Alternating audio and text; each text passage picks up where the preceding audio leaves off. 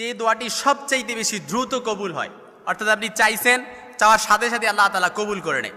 কোরআনের একেবারে স্পষ্ট আয়াত, কোরআনে আল্লাহ তাআলা এই আয়াতটা এই দোয়াটি লিপিবদ্ধ করে দিয়েছেন এবং এই দোয়াটি লিপিবদ্ধ করার পরই আল্লাহ তাআলা বলেছেন যে এমনিভাবে কেউ যদি আমার কাছে দোয়া করে আমি তার দোয়াটা সাথে সাথে কবুল করব। কাযালিকা নুনজিল মুমিনিন, এমনিভাবে কোনো মুমিন বান্দা যদি আমার কাছে দোয়া করতে পারে আমি তার দোয়াটাও কবুল করে দিব ইনশাআল্লাহুল আজিজ। চাইতে দেরি আল্লাহ তাআলা কবুল করতে দেরি করবে না।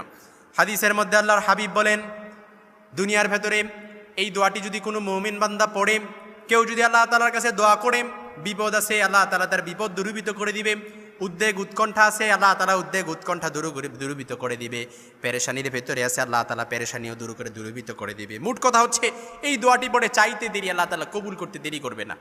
দোয়াটি একেবারে সহজ, লা ইলাহা ইল্লা আনতা সুবহানাকা ইন্নী কুনতু মিনাজ জালিমিন। সাইয়েদনা ইউনূস আলাইহিস সালাম এই দোয়াটি পড়ার কারণে আল্লাহ তাআলা তাকে মাছের পেট থেকে, অন্ধকারাচ্ছন্ন অন্ধকার থেকে আল্লাহ তাআলা তাকে হেফাজত করেছিলেন। যেই আল্লাহ তাআলা সাইয়েদনা ইউনূস আলাইহিস সালামকে হেফাজত করেছেন সেই আল্লাহ তাআলা কিন্তু এখনও আছে। যে আল্লাহ তাআলা নমরুদের আগুন থেকে সাইয়েদনা ইব্রাহিম আলাইহিস সালামকে হেফাজত করেছিলেন সেই আল্লাহ তাআলা কিন্তু এখনও আছে।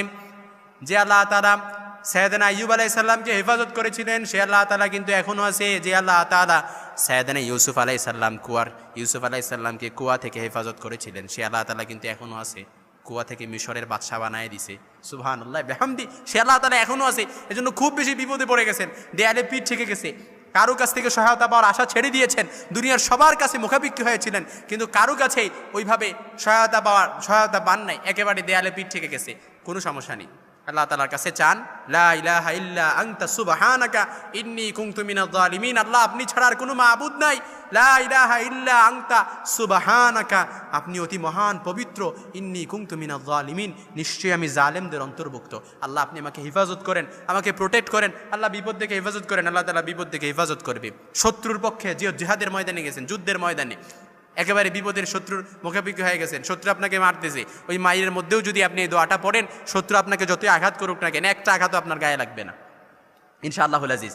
বিপদে পড়ে গেছেন, একেবারে বিপদের সম্মুখীন হয়ে গেছেন, হঠাৎ বিপদে পড়ে গেছেন, এই দোয়াটি পড়বেন, এই দোয়াটি সাথে সাথে পড়বেন, ইনশাআল্লাহ গাইবী সাহায্য পাবেন। কারণ এই দোয়াটা দুনিয়ার ভেতরে সবচাইতে দ্রুত কবুল হয়, যেটা সাইয়েদনা ইউনূস আলাইহিস সালামের পরীক্ষিত একটা দোয়া। আল্লাহ তাআলা সাইয়েদনা ইউনূস আলাইহিস সালামকে এই দোয়াটি পড়ার কারণে আল্লাহ তাআলা হেফাজত করেছিলেন। এই জন্য আপনার বিপদের মাত্রা যতই হোক না কেন, এই বিপদের মধ্যে আপনি সবর এখতিয়ার করবেন, ধৈর্য ধারণ করবেন, আল্লাহর প্রতি সন্তুষ্ট হয়ে যাবেন, সন্তুষ্ট হয়ে আল্লাহ তাআলার কাছে দোয়া করবেন, ওই বিপদটা আপনার জন্য নিয়ামত হয়ে যাবে। আর বিপদের সময় যদি আপনি আল্লাহ তাআলার উপর সবর এখতিয়ার না করে অসন্তুষ্ট হয়ে যান, ওই বিপদটা আপনার জন্য শাস্তি হয়ে যাবে। এই জন্য যত বিপদই হোক না কেন, বিপদকে নিয়ামত হিসেবে নিয়ে আল্লাহর ওপর সবর এখতিয়ার করে, আল্লাহর ওপর ধৈর্য ধারণ করে, আল্লাহর ওপর হিম্মত রেখে এই দোয়াটি পড়বেন। যদি এই দোয়াটি পড়তে পারেন, যত বিপদই হোক না কেন, যত বড় বিপদই হোক না কেন, সবচাইতে বেশি দ্রুত এই দোয়াটা কবুল হবে। আর যত দোয়া সবচাইতে অন্যান্য দোয়াগুলোর মধ্যে সবচাইতে দ্রুত এই দোয়াটা কবুল হয়ে যাবে ইনশাআল্লাহুল আজিজ।